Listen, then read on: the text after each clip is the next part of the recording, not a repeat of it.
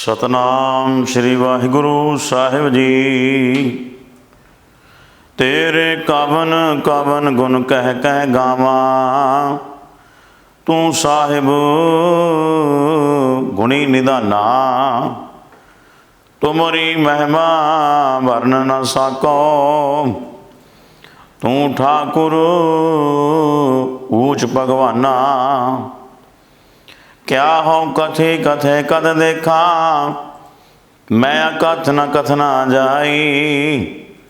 जो तुध भावै सोई आखा, तिल तेरी वड्याई। एते कुकर हौ बेगाना, भाव का इस तन ताई। भगत हीण नानक जे होएगा, तां खसमै नाव न जाई। भगत हीण नानक जे होएगा, तां खसमै नाव न जाई।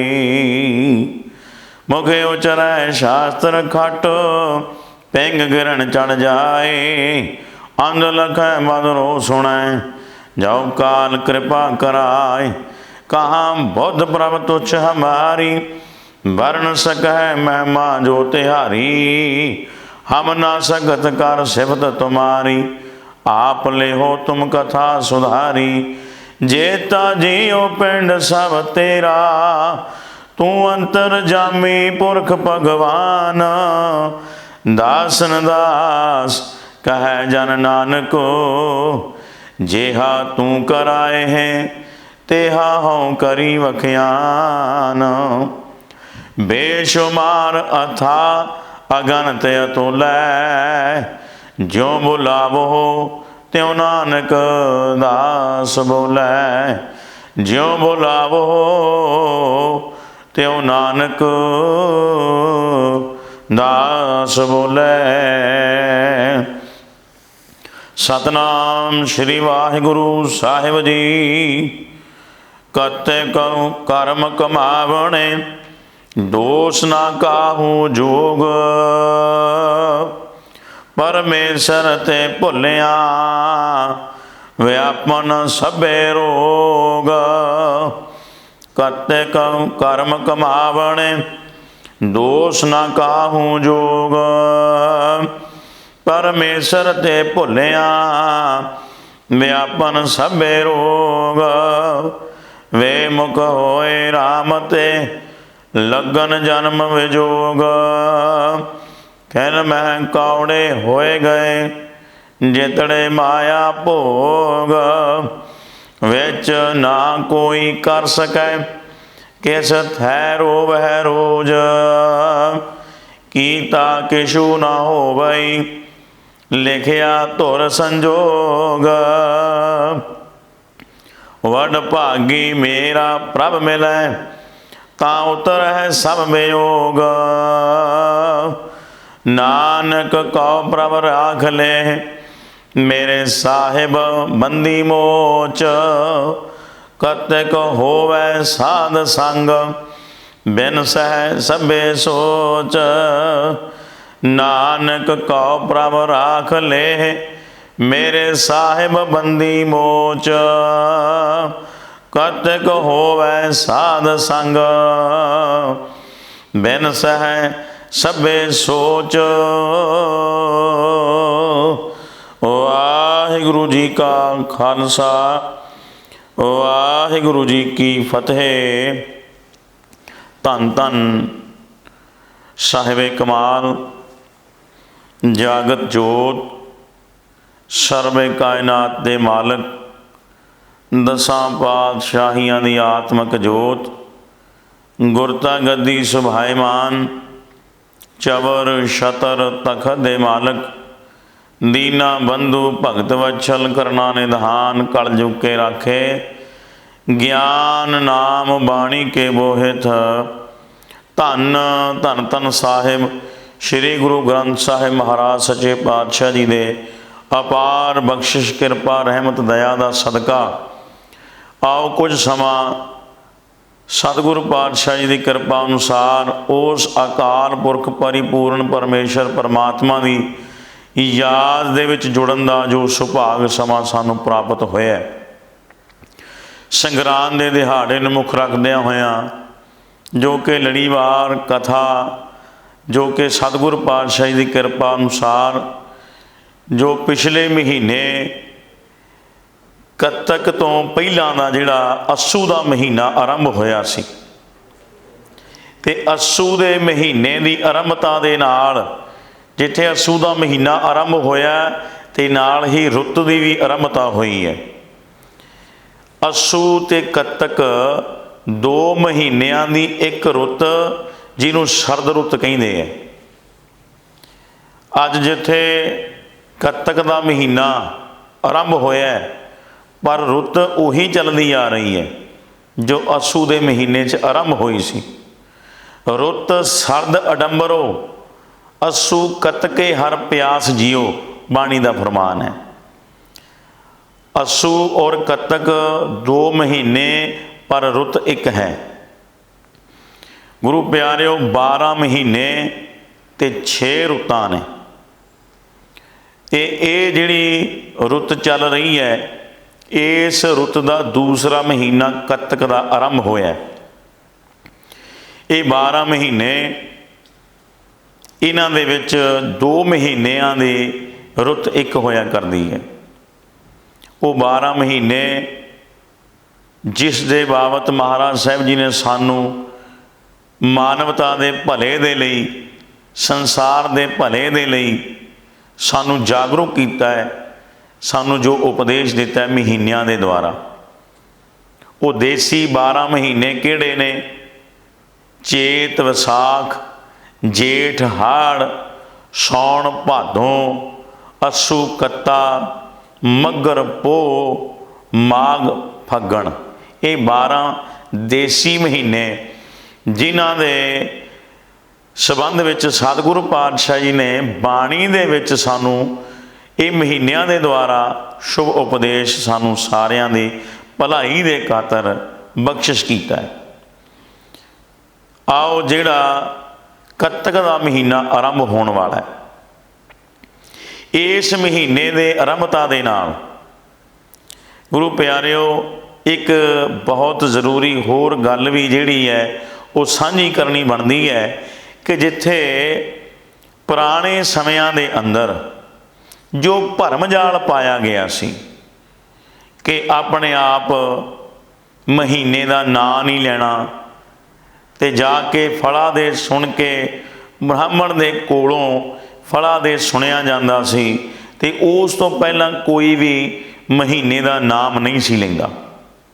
इहदे नाल नाल एक होर भी बहुत वड्डा भरम जाल पाया गया सी कि कत्तक दे महीने और पोह दे महीने इन्हां दोनों महीनों दे विच एक ये भरम जाल पाया गया सी कि जिहड़ा इन्हां दोनों महीनों विच कोई बच्चा जन्म लैंदा है वो बच्चे नूं माड़ा समझिया जांदा रहा। ये भरम जाल पाया गया सी ते भोले भाले लोकां ने इस गल ते कदे विचार नहीं कीती, कदे इस गल नूं कदे सोचिया विचारिया परखिया नहीं कि जिहड़ा जम्मना मरना है ये परमेश्वर दे अधीन है, इहदे विच किसी का कोई बल कोई जोर नहीं है।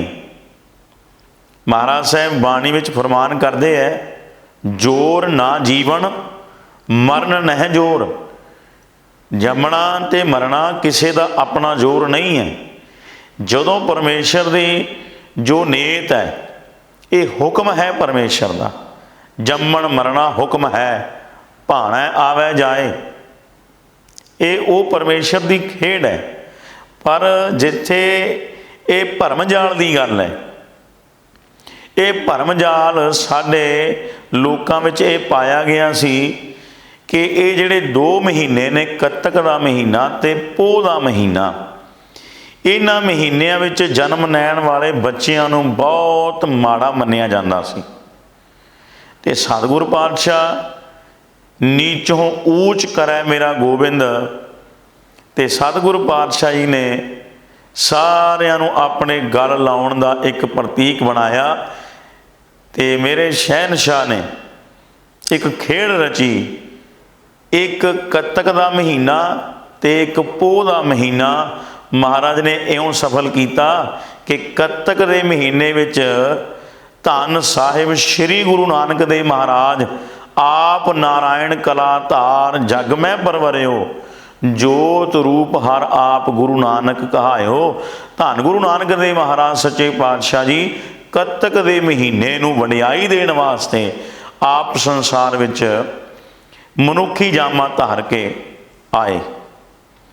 ते दूसरा जिहड़ा पोह का महीना, पोह के महीने धन गुरु कलगीधर पातशाह महाराज वह प्रगट्यो मर्द अगमड़ा वरियाम अकेला, वाहो वाहो गोबिंद सिंह आपे गुरचेला। उस 10वें पातशाह महाराज जी ने पोह के महीने संसार विच अवतार धारण किया। सो कहण तो भाव गुरु प्यारिओ, महाराज साहब जी ने यह भरम जाल दूर करने वास्ते पहले पातशाह गुरु नानक देव महाराज जी ने कत्तक के महीने नूं भाग लाए ते पोह के महीने नूं भाग लाए 10वें पातशाह गुरु गोबिंद सिंह महाराज जी ने यह भरम जाल दूर किया। सो आओ कत्तक के महीने दे विच जो धन गुरु अर्जन देव महाराज सच्चे पातशाह जी ने समुची मानवता के भले दे हित जो सानू शुभ उपदेश दिता है, आओ मन बिरतियां एकाग्र करके श्रवण करिए जी। कत्तक कर्म कमावणे दोष ना काहू जोग। कत्तक के महीने विच कहने जेड़ा भी जीव जेड़ा भी इंसान कर्म कमावणे, कर्म कमाउंदा है।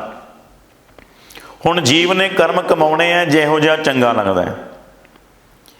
कर्मां नूं कमाउण वास्ते परमेश्वर वालों इस जीव नूं खुल दिती गई है कि ए जीव तू कर्म कमा जिहो जे तैनूं चंगे लगते हैं।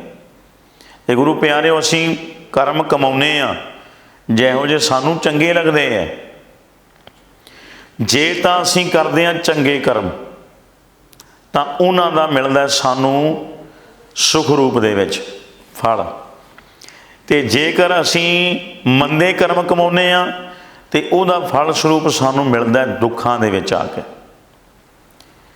सुख दुख ये जिहड़े भी असीं कर्म कमाउने आ उन्हां दे करके सानूं दुख और सुख मिलदे हैं।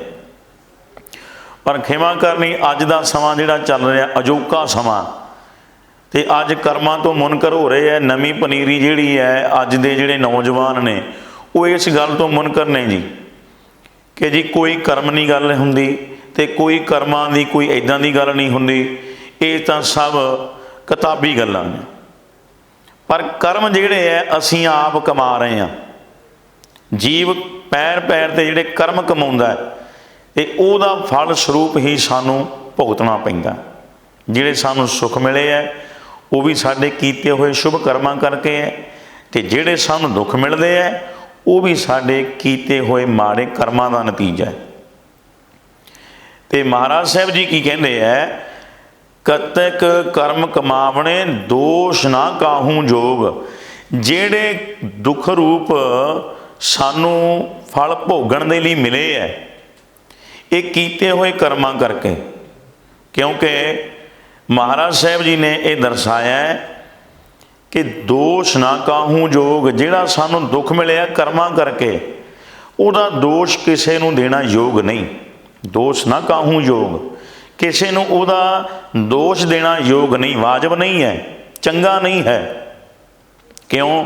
क्योंकि कर्म असीं कीते, उहदा फल भी तो असीं भोगना है ते किसी गवांढी ने थोड़ी भोगना है। जे कर्म असीं कीते है तो उन्हां कर्मां दा फल भी तो असीं भोगना।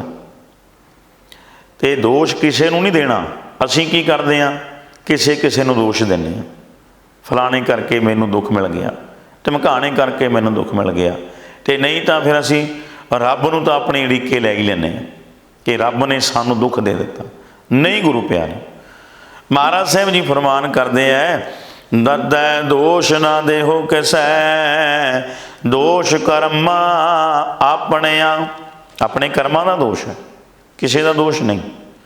जो मैं किया सो मैं पाया, दोष ना दीजै अवर जना।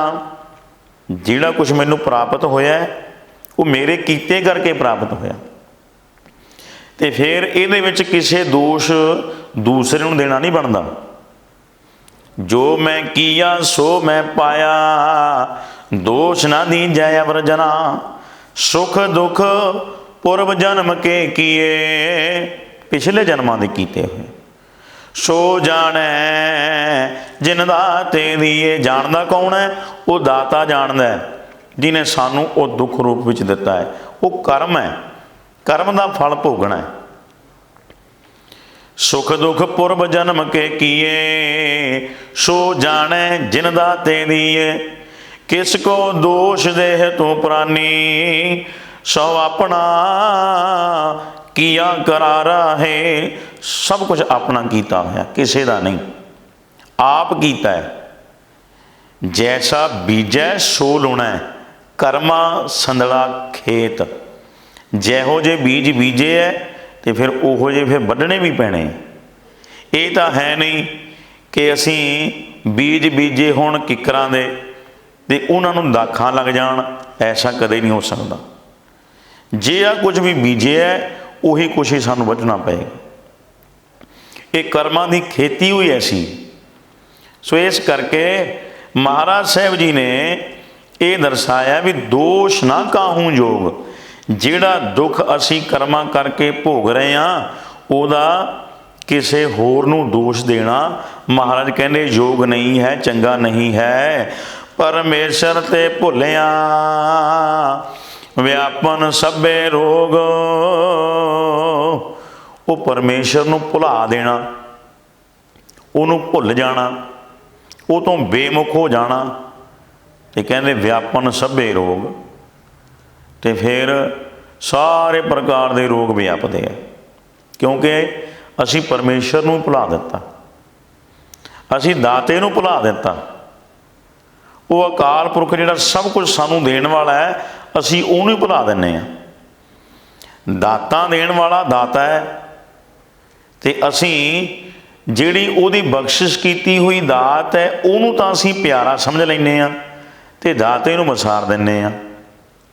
दात प्यारी विसरिया दातारा। दात नूं तां प्यारी करके जान लिया ते दाते नूं वसार दिता।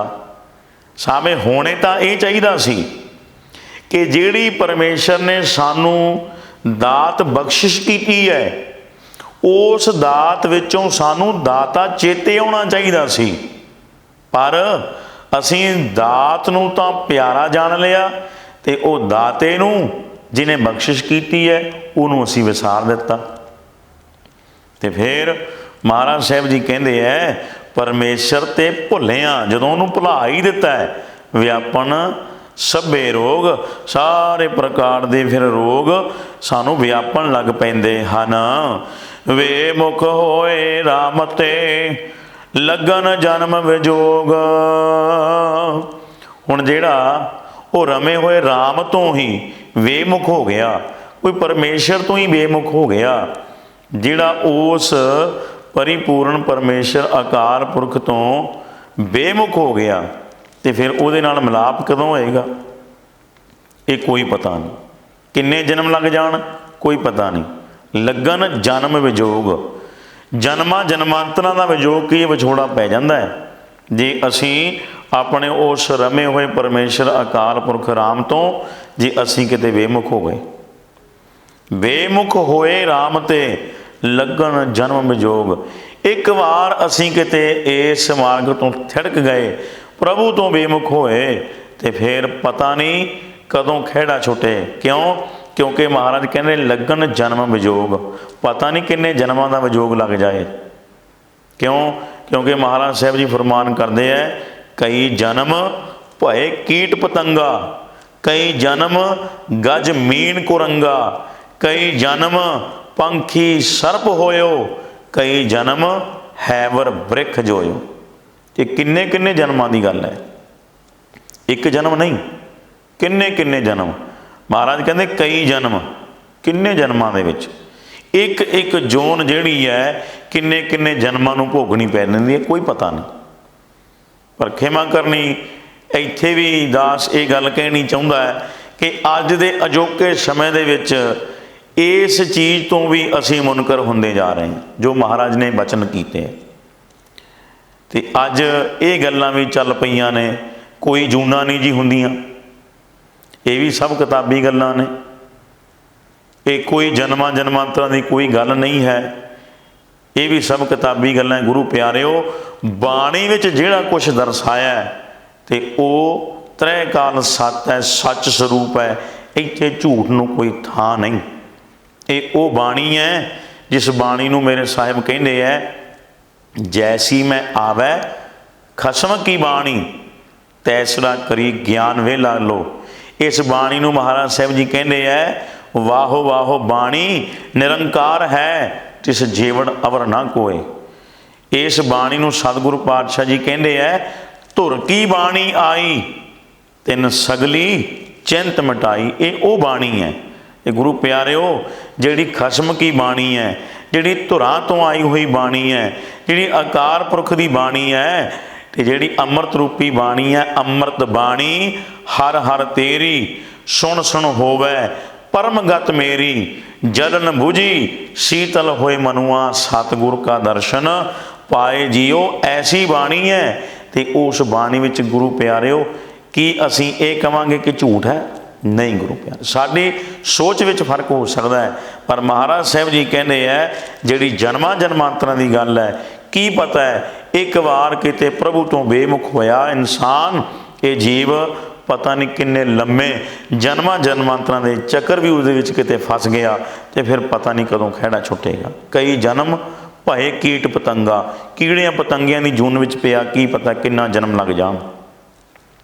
ਕਈ ਜਨਮ ਗਾਜ ਮੀਨ ਕੁਰੰਗਾ, ਹਾਥੀ ਘੋੜੇ ਮੱਛੀਆਂ ਆਦਿਕ ਦੀ ਜੂਨਾਂ ਵਿੱਚ। ਕਈ ਜਨਮ ਪੰਖੀ ਸਰਪ ਹੋਇਓ, ਪੰਛੀਆਂ ਸੱਪਾਂ ਦੀ ਜੂਨਾਂ ਵਿੱਚ। ਕਈ ਜਨਮ ਹੈਬਰ ਬ੍ਰਿਖ ਜੋਇਓ, ਪਹਾੜ ਦਰਖਤਾਂ ਦੀ ਜੂਨਾਂ ਵਿੱਚ। ਗੁਰੂ ਪਿਆਰਿਓ, ਕੀ ਪਤਾ ਹੈ ਕਿਤਨੇ ਕਿਤਨੇ ਜਨਮ ਲੱਗ ਜਾਣ। ਲੱਗਣ ਜਨਮ ਵਿਜੋਗ, ਜਨਮਾਂ ਜਨਮਾਂਤਰਾਂ ਦੇ ਮਹਾਰਾਜ ਕਹਿੰਦੇ ਵਿਜੋਗ ਕੀ ਵਿਛੋੜੇ ਪੈ ਜਾਂਦੇ ਹੈ। ਜੇ ਅਸੀਂ ਉਸ ਪਰਮੇਸ਼ਰ ਰਮੇ ਹੋਏ ਰਾਮ ਤੋਂ ਬੇਮੁਖ ਹੋ ਗਏ ਤਾਂ ਕੁਛ ਪਤਾ ਨਹੀਂ ਕਿੰਨਾ ਲੰਮਾ ਵਿਜੋਗ ਜਨਮਾਂ ਜਨਮਾਂਤਰਾਂ ਦਾ ਪੈ ਜਾਣਾ ਕਰੇ ਜੀ। ਖੈਨ ਮਹਿ ਕੌੜੇ ਹੋਏ ਗਏ ਜਿਤੜੇ ਮਾਇਆ ਭੋਗ। ਕਹਿੰਦੇ ਇਸ ਸੰਸਾਰ ਦੇ ਅੰਦਰ ਜਿਤਨੇ ਵੀ ਭੋਗ ਪਦਾਰਥ, ਉਹਨਾਂ ਦਾ ਆਨੰਦ ਮਾਣਦੇ ਅਤੇ ਕਹਿੰਦੇ ਜਿਹੜੇ ਮਿੱਠੇ ਲੱਗਦੇ ਸੀ ਨਾ, ਅਤੇ ਕਹਿੰਦੇ ਇਹਨਾਂ ਪਦਾਰਥਾਂ ਦਾ, ਭੋਗ ਪਦਾਰਥਾਂ ਨੂੰ ਦਾ ਆਨੰਦ ਮਾਣਦੇ ਕਹਿੰਦੇ ਸਾਰਾ ਜੀਵਨ ਬਤੀਤ ਕਰ ਦਿੱਤਾ। ਪਰ ਜਦੋਂ ਆਇਆ ਅੰਤ ਦਾ ਵੇਲਾ, ਅਤੇ ਕਹਿੰਦੇ ਖਿਨ ਮਹਿ ਕੌੜੇ ਹੋਏ ਗਏ। ਇੱਕ ਛਿਨ ਵਿੱਚ ਸਾਰੇ ਭੋਗ ਪਦਾਰਥ ਕੌੜੇ ਹੋ ਜਾਂਦੇ ਹੈ, ਬੇਰਸੇ ਹੋ ਜਾਂਦੇ ਹੈ, ਫਿਰ ਕੁਝ ਵੀ ਚੰਗਾ ਨਹੀਂ ਲੱਗਦਾ। ਕਿਉਂ?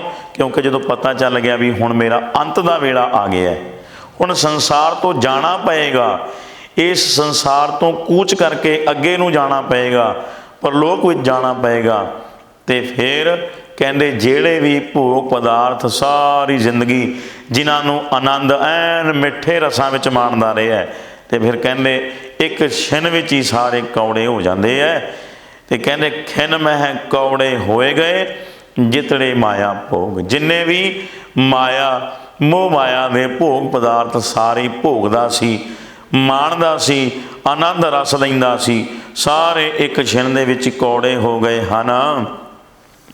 ਵਿੱਚ ਨਾ ਕੋਈ ਕਰ ਸਕੈ ਕਿਸ ਥੈ ਰੋਵੈ ਰੋਜ਼। ਅਤੇ ਫਿਰ ਕਹਿੰਦੇ ਉਸ ਪਰਲੋਕ ਦੇ ਵਿੱਚ ਨਾ ਕੋਈ ਕਰ ਸਕੈ। ਅਤੇ ਫਿਰ ਕਹਿੰਦੇ ਕੋਈ ਵੀ ਵਿੱਚ ਕੀ ਇਹ ਵਿਚੋਲਗੀ ਨਹੀਂ ਕਰ ਸਕਦਾ, ਕੋਈ ਨਹੀਂ ਕਰ ਸਕਦਾ। ਕਿਸ ਥੈ ਰੋਵੈ ਰੋਜ਼। ਅਤੇ ਫਿਰ ਕਿਹਦੇ ਅੱਗੇ ਤੂੰ ਰੋਜ਼ ਰੋਜ਼ ਰੋਵੇਂਗਾ? ਫਿਰ ਉੱਥੇ ਤਾਂ ਕਿਸੇ ਨੇ ਸਹਾਇਤਾ ਕਰਨੀ ਨਹੀਂ। ਉੱਥੇ ਤਾਂ ਜਿਹੜੇ ਕਰਕੇ ਸਹਾਇਤਾ ਹੋਣੀ ਸੀ, ਜਿਹਨੇ ਸਹਾਈ ਹੋਣਾ ਸੀ, ਉਹ ਤਾਂ ਕਦੇ ਚੇਤੇ ਨਹੀਂ ਕੀਤਾ ਸਾਰੀ ਜ਼ਿੰਦਗੀ ਵਿੱਚ।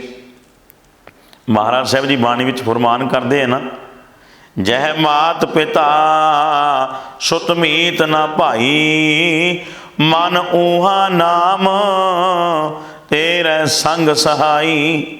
ਜਹ ਮਹਾ ਭਿਆਨ ਦੂਤ ਜਮ ਦਲੈ, ਤਹ ਕੇਵਲ ਨਾਮ ਸੰਗ ਤੇਰੇ ਚੱਲੈ।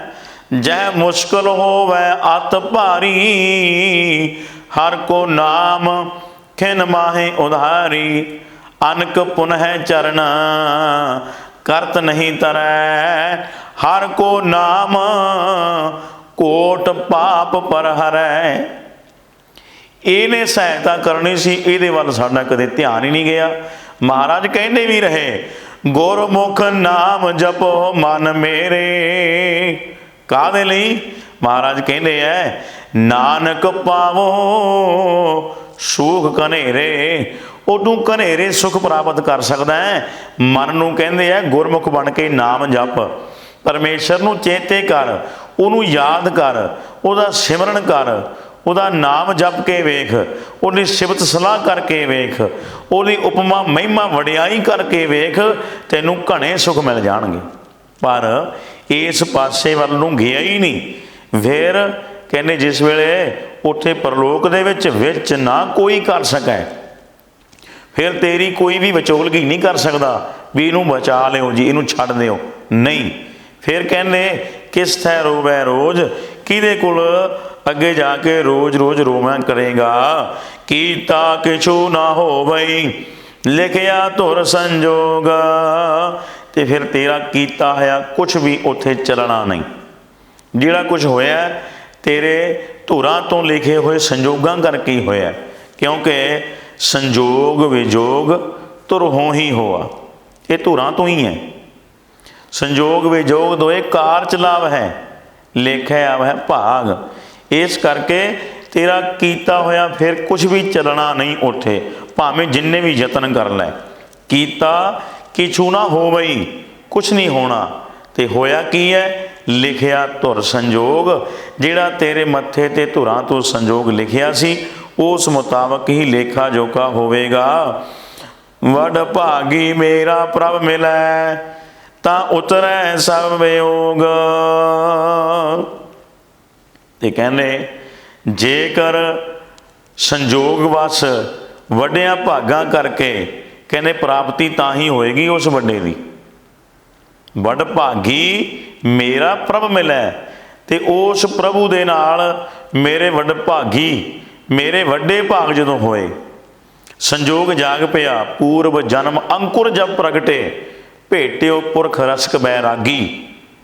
ਸੋ ਇਸ ਕਰਕੇ ਕਹਿੰਦੇ ਵਡ ਭਾਗੀ ਮੇਰਾ ਪ੍ਰਭ ਮਿਲੈ। ਜਦੋਂ ਵੱਡਿਆਂ ਭਾਗਾਂ ਕਰਕੇ ਉਹ ਮੇਰਾ ਪ੍ਰਭੂ ਮੇਰੇ ਨਾਲ ਉਹਦਾ ਮਿਲਾਪ ਹੋਇਆ, ਤਾਂ ਉਤਰਹਿ ਸਭ ਵਿਯੋਗ।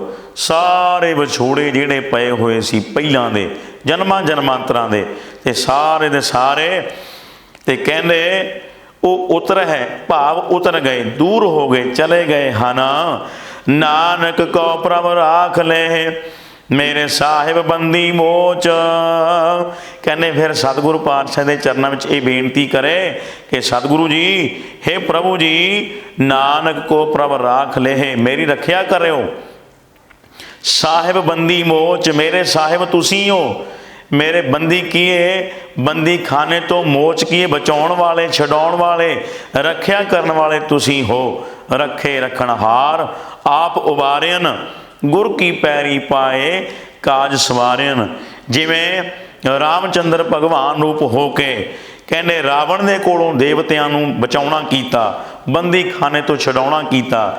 ਜਿਵੇਂ ਭਗਵਾਨ ਕ੍ਰਿਸ਼ਨ ਰੂਪ ਹੋ ਕੇ ਵਾਹਿਗੁਰੂ, ਜਿਵੇਂ ਰਾਵਣ ਦੇ ਕੋਲੋਂ ਭਗਵਾਨ ਸ਼੍ਰੀ ਰਾਮ ਜੀ ਨੇ ਦੇਵਤਿਆਂ ਨੂੰ ਬਚਾਇਆ, ਜਿਵੇਂ ਭਗਵਾਨ ਕ੍ਰਿਸ਼ਨ ਜੀ ਨੇ ਕੰਸ ਦੇ ਕੋਲੋਂ ਜਿਹੜੇ ਬੰਦੀ ਬਣਾਏ ਹੋਏ ਉਹਨਾਂ ਦੇ ਉਗਰ ਸੈਨ ਔਰ ਹੋਰ ਜਿਹੜੇ ਦੇਵਤੇ ਸਨ, ਜਿਹੜੇ ਸਾਧੂ ਮਹਾਤਮਾ ਸਨ, ਉਹਨਾਂ ਨੂੰ ਬਚਾਇਆ। ਇਸੇ ਤਰ੍ਹਾਂ ਧੰਨ ਗੁਰੂ ਨਾਨਕ ਦੇਵ ਮਹਾਰਾਜ ਜੀ ਨੇ ਬੰਦੀ ਖਾਨੇ ਤੋਂ ਛਡਾਉਣਾ ਕੀਤਾ। ਧੰਨ ਗੁਰੂ ਹਰਗੋਬਿੰਦ ਸਾਹਿਬ ਮਹਾਰਾਜ ਸੱਚੇ ਪਾਤਸ਼ਾਹ ਜੀ ਨੇ ਉਹ 52 ਰਾਜਿਆਂ ਨੂੰ ਕਿਲੇ ਵਿੱਚੋਂ, ਗਲਵਾਲੀਅਰ ਦੇ ਕਿਲੇ ਵਿੱਚੋਂ ਬਚਾਉਣਾ ਕੀਤਾ। ਮੇਰੇ ਸਾਹਿਬ ਬੰਦੀ ਮੋਚ, ਉਹ ਬੰਦੀ ਖਾਨੇ ਤੋਂ ਮੋਚ ਕੀ ਛਡਾਉਣ ਵਾਲੇ ਤੁਸੀਂ ਹੋ, ਤੇ ਮੇਰੀ ਵੀ ਰੱਖਿਆ ਕਰਨੀ ਕਰੋ। ਕਦ ਤੱਕ ਹੋਵੈ ਸਾਧ ਸੰਗ, ਬਿਨ ਸਹਿ ਸਭੇ ਸੋਚ। ਕੱਤਕ ਦੇ ਮਹੀਨੇ ਵਿੱਚ ਕਹਿੰਦੇ ਹੋਵੈ ਸਾਧ ਸੰਗ, ਸਾਧ ਸੰਗਤ ਰੂਪ ਦੇ ਵਿੱਚ, ਤੇ ਕਹਿੰਦੇ ਕੱਤਕ ਦੇ ਮਹੀਨੇ ਵਿੱਚ ਸਾਧ ਸੰਗ ਜੇ ਕਿਤੇ ਪ੍ਰਾਪਤ ਹੋ ਜਾਏ, ਬਿਨ ਸਹਿ ਸਭੇ ਸੋਚ, ਤੇ ਸਾਰੇ ਪ੍ਰਕਾਰ ਦੀਆਂ ਜਿਹੜੀਆਂ ਸਾਡੀਆਂ ਸੋਚ ਕਹੀਏ, ਸੋਚਾਂ ਭਾਵ ਚਿੰਤਾਵਾਂ, ਝੋਰੇ, ਫਿਕਰ, ਡਰ ਇਤਿਆਦਿਕ, ਇਹ ਸਾਰੇ ਬਿਨਸੈ ਕਹੀਏ, ਬਿਨਸ ਜਾਂਦੇ ਹੈ, ਦੂਰ ਹੋ ਜਾਂਦੇ ਹੈ, ਚਲੇ ਜਾਂਦੇ ਹੈ, ਖਤਮ ਹੋ ਜਾਂਦੇ ਹੈ। ਕਿਉਂ? ਕਿਉਂਕਿ ਕੱਤਕ ਦੇ ਮਹੀਨੇ ਵਿੱਚ ਜੇਕਰ ਕਹਿੰਦੇ ਜੇ ਕਿਤੇ ਸਾਧ ਸੰਗਤ ਪ੍ਰਾਪਤ ਹੋ ਜਾਏ, ਕੱਤਕ ਦਾ ਮਹੀਨਾ ਕੀ ਜਾਣਨਾ ਹੈ। ਅਖੀਰ ਦੇ ਵਿੱਚ ਦਾਸ ਇਹ ਬੇਨਤੀ ਕਹਿ ਕੇ ਸਮਾਪਤੀ ਵੱਲ ਹੈ ਕਿ ਮਹਾਰਾਜ ਸਾਹਿਬ ਜੀ ਨੇ ਜਿਹੜਾ ਸਾਨੂੰ ਇਹ ਸਾਂਝਾ ਰੂਪ ਦੇ ਵਿੱਚ ਉਪਦੇਸ਼ ਦਿੱਤਾ ਹੈ, ਉਹ ਕੀ ਹੈ ਕਿ ਕੱਤਕ ਦਾ ਮਹੀਨਾ ਸਮਝਣਾ ਹੈ ਮਨੁੱਖਾ ਸਰੀਰ ਨੂੰ। ਮਨੁੱਖਾ ਸਰੀਰ ਰੂਪ ਕੱਤਕ ਦੇ ਮਹੀਨੇ ਵਿੱਚ ਕਰਨਾ ਕੀ ਹੈ, ਜੋ ਮਹਾਰਾਜ ਸਾਹਿਬ ਜੀ ਨੇ ਇਹ ਉਪਦੇਸ਼ ਦਿੱਤਾ ਹੈ। ਇਹਦਾ ਭਾਵ ਇਹ ਨਹੀਂ ਕਿ ਕੱਤਕ ਦੇ ਮਹੀਨੇ ਵਿੱਚ ਕੀ ਕਰਨਾ ਹੈ, ਜਿਹੜਾ ਕੁਝ ਕਿਹਾ ਹੈ, ਤੇ ਜਦੋਂ ਕੱਤਕ ਦਾ ਮਹੀਨਾ ਲੰਘ ਗਿਆ ਤੇ ਫਿਰ ਇਹ ਉਪਦੇਸ਼ ਨੂੰ ਕਮਾਉਣਾ ਨਹੀਂ, ਐਸਾ ਨਹੀਂ ਗੁਰੂ ਪਿਆਰਿਓ। ਕੱਤਕ ਦਾ ਮਹੀਨਾ ਸਾਲ ਬਾਅਦ ਫੇਰ ਆ ਜਾਏਗਾ, ਪਰ ਮਨੁੱਖਾ ਸਰੀਰ ਰੂਪੀ ਕੱਤਕ ਦਾ ਮਹੀਨਾ ਬਾਰ-ਬਾਰ ਨਹੀਂ ਆਉਣਾ। ਇਸ ਲਈ ਮਹਾਰਾਜ ਸਾਹਿਬ ਦੇ ਇਸ ਉਪਦੇਸ਼ ਨੂੰ ਇਉਂ ਸਮਝਣਾ ਹੈ ਕਿ ਮਨੁੱਖਾ ਸਰੀਰ ਰੂਪੀ ਕੱਤਕ ਦੇ ਮਹੀਨੇ ਵਿੱਚ ਇਹ ਕੁਝ ਕਰਨਾ ਹੈ ਜੋ ਸਤਿਗੁਰ ਪਾਤਸ਼ਾਹ ਜੀ ਨੇ ਜੋ ਹੁਕਮ ਕੀਤਾ ਹੈ, ਜੋ ਉਪਦੇਸ਼ ਦਿੱਤਾ ਹੈ। ਆਓ ਵਿਚਾਰਾਂ ਕਰਦਿਆਂ ਕੋਲੋਂ ਅਨੇਕ ਪ੍ਰਕਾਰ ਦੀਆਂ ਤਰੁੱਟੀਆਂ, ਭੁੱਲਾਂ, ਗਲਤੀਆਂ ਹੋ ਜਾਂਦੀਆਂ ਨੇ ਜੀ। ਅਣਜਾਣ ਬੱਚੇ ਸਮਝ ਕੇ ਖਿਮਾ ਕਰਨੀ, ਅੱਗੇ ਵਾਸਤੇ ਸਮੱਤ ਬਖਸ਼ਣੀ, ਸਮੱਤ ਬਖਸ਼ਣੀ, ਸ਼ੁੱਧ ਸਪਸ਼ਟ ਬਾਣੀ, ਪੜ੍ਹਨ ਸੁਣਨ ਵਿਚਾਰ ਕਰਨ ਦੇ ਬਲ ਅਤੇ ਬੋਧ ਬਖਸ਼ਿਸ਼ ਕਰਨਾ। ਆਓ ਅੰਤਲੀਆਂ ਪੰਕਤੀਆਂ ਪੜ੍ਹ ਕੇ ਸਮਾਪਤੀ ਹੈ ਜੀ। ਨਾਨਕ ਕਉ ਪ੍ਰਭ ਰਾਖ ਲੇਹਿ, ਮੇਰੇ ਸਾਹਿਬ ਬੰਦੀ ਮੋਚ। ਕਤਕ ਹੋਵੈ ਸਾਧ ਸੰਗ, ਬਿਨ ਸਹਿ ਸਭੇ ਸੋਚ। ਵਾਹਿਗੁਰੂ ਜੀ ਕਾ ਖਾਲਸਾ, ਵਾਹਿਗੁਰੂ ਜੀ ਕੀ ਫਤਿਹ।